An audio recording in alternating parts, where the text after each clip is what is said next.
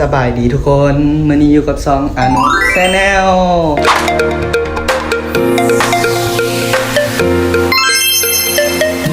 มื้อนี้สิพาทุกคนไปที่หอสมุดกลางมสเนาะเพราะว่าเพิ่นจัดงานประถมนิเทศนักศึกษาปีหนึ่งอยู่ที่หอสมุดกลางมสไปเบิ่งกันเลยขี่รถออกมาจากควส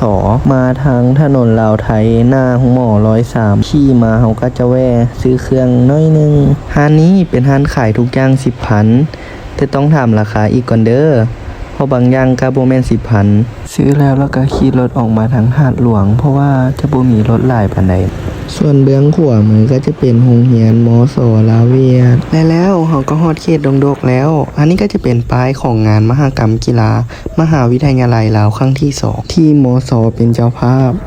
ตอนนี้ก็ฮอดเวลาประมาณ 12 โมงเฮาก็อยากกินข้าวแล้วก็เลยแวะกินเฝอหน้าโรงเรียนมสสาธิตก่อนฮอดหาแล้วก็เลยสั่งเป็นเฝอถ้วยกลาง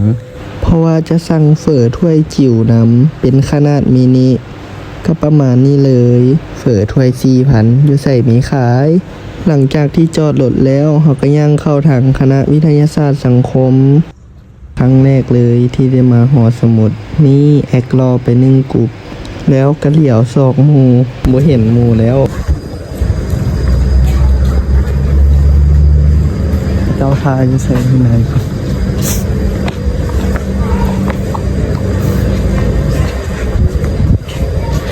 ทรงไม่เมื่อยเว้ย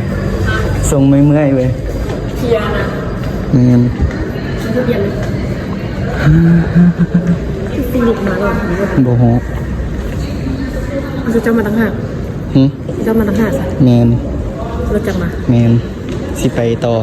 อันนี้ก็คือแบบเราตั้ง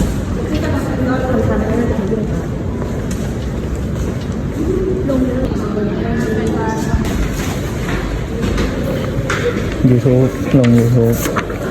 กลับมาสร้าง YouTube เอาอย่างนี้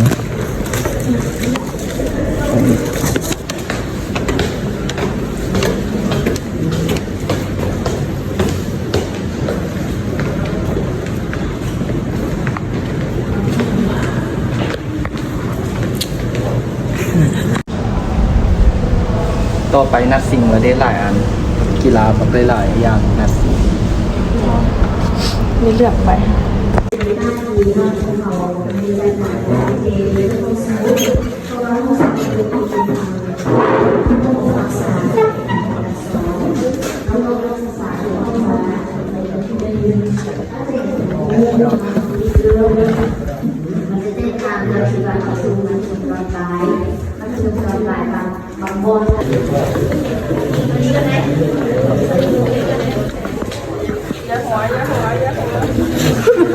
หัวหยังยัง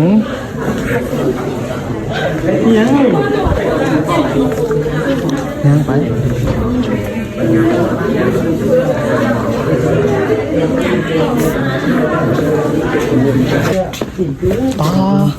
หนังคือหนังสือสมัยโบราณนี่หนังสือแบบ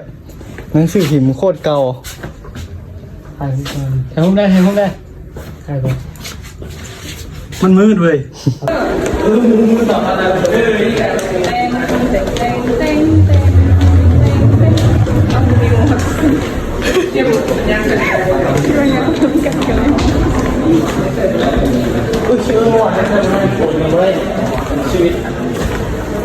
มาพี่ดุ๊ก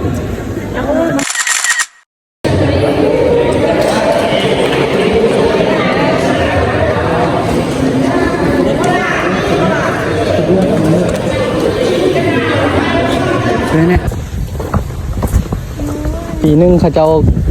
ไก่สีเสียงโมเจ็ดเขาเจ้าไก่สีเสียงละ